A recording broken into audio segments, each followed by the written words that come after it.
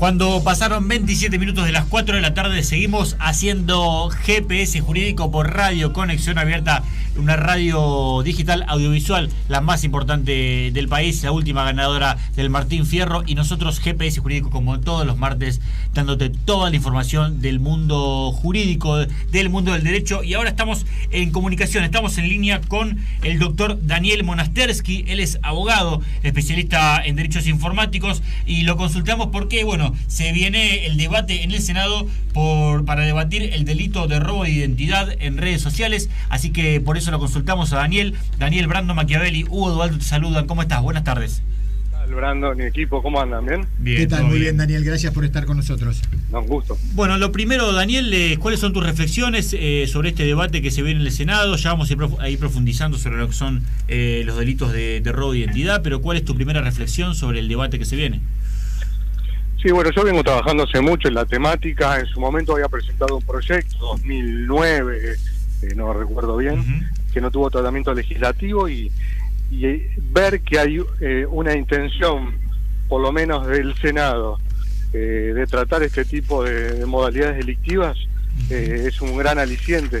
Yo permanentemente en el estudio veo casos de personas las cuales les usurpan o les suplantan la identidad, o a partir de esa cuenta les generan algún tipo de daño, y no se puede hacer nada al no estar tipificadas estas conductas. Entonces, para mí es muy importante que se avance en una normativa que contemple esto.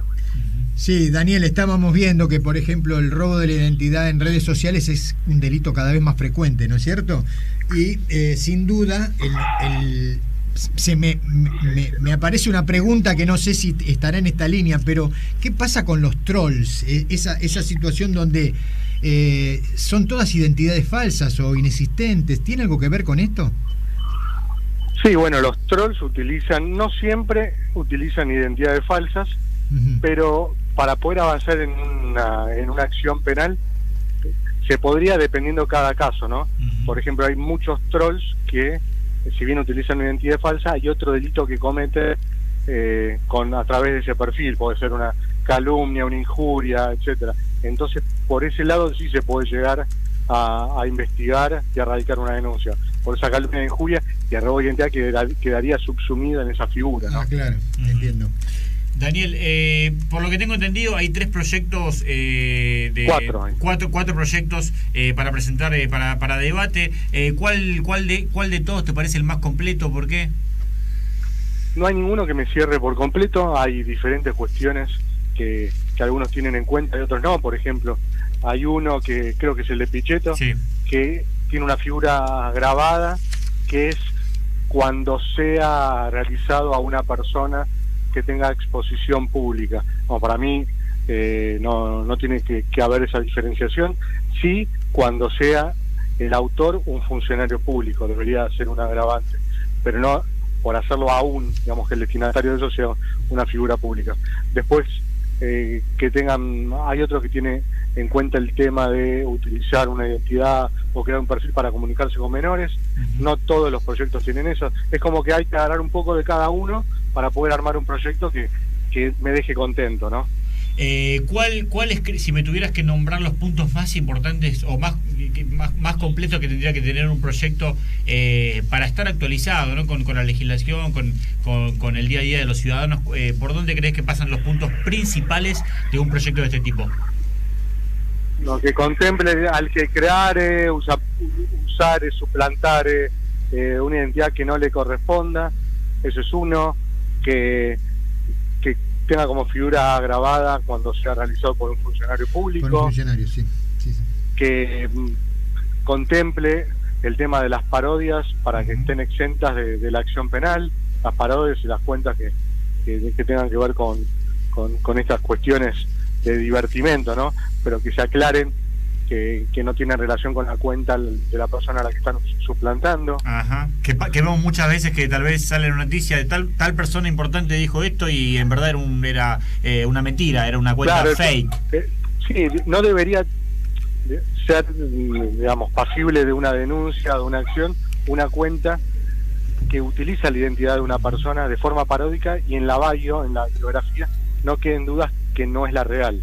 Como que digan Daniel Monasterki, esta es la cuenta no oficial de Daniel Monasterki, que aclare, si no presta la confusión, y los destinatarios de los dichos que se digan a través de esa cuenta mía suplantada pueden llegar a ser tomados como verídicos, ¿no? Sí. Seguías con los puntos, perdón, te había interrumpido. Sí, no, bueno, el tema de tener en cuenta los perfiles paródicos y no mucho más. Una cuestión importante que no creo que hay uno de los proyectos solamente que lo tiene en cuenta, que es crear, suplantar, etcétera, una cuenta una cuenta de una persona física.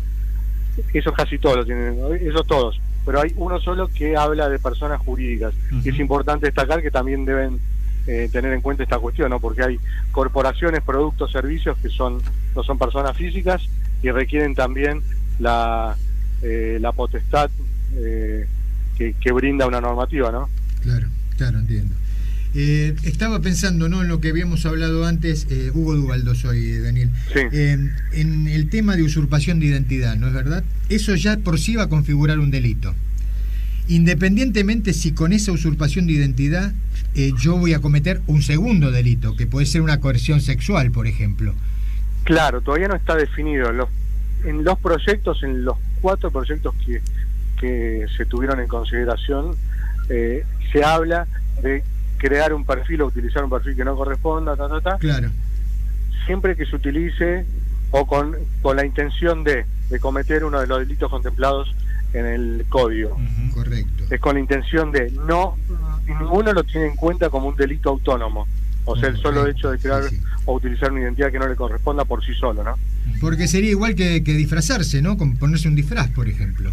Sí, para mí el solo hecho de utilizar una identidad que no te corresponda, salvo que sea con fines paródicos, debería ser considerado un delito. Claro. Me parece que y no es un adelantamiento de punibilidad, como se ha hablado en innumerables veces, sino que es alguien que crea algo ya con el fin de causar un perjuicio. Por el solo hecho de utilizar una identidad que no te pertenezca, nada bueno puede salir de eso. Correcto. Daniel, en el caso, por ejemplo, de un meme, podríamos estar hablando siempre de un delito siempre y cuando yo lo hiciera en nombre de otro o falseando mi identidad. Habría que ver el meme, pero un meme tiene fines paródicos, así que no. ¿Y cuáles son los delitos más comunes en materia de delitos informáticos en el día a día? ¿Cuáles son los casos que más se repiten? Últimamente, cuando me preguntan eso, lo que yo respondo es que el delito informático más complicado hoy en día, el que causa más perjuicios, es el que te afecta a la reputación. Es crearte una cuenta, un perfil, un usuario, y a partir de ahí poner o identificarte con la comisión de algún delito, de pedofilia, de robo, de hurto, de amenaza, porque después no solo de abuso. Sí. El tema hoy en día todo lo que es violencia de género, imagínense que alguien crea una cuenta con una foto que obtiene de ustedes en internet y dice tal persona es un abusador. Claro. Hay una frase que yo siempre digo que define un poco toda esta cuestión, es que vos sos quien Google dice que sos.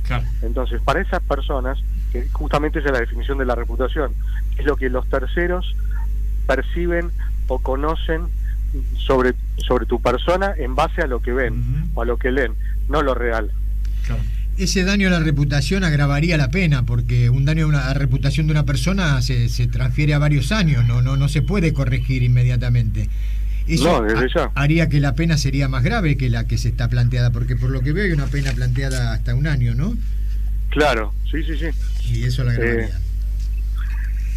En la Universidad de Oxford se está estudiando esta cuestión, lo del daño a través de plataformas digitales, y se habla de ciberdaño, y cómo la viralización y la masificación de una información lo que hace es extender el daño, ¿no? Y se la revictimiza a la persona. No es lo mismo decir que afanaste algo en la calle cuando hay 10 personas alrededor, que hacerlo a través de una red social que va a estar para siempre, como con un marcador indeleble está escrito, ¿no? Claro. Daniel, la última que te hago, recién hablabas de Oxford, ¿cómo es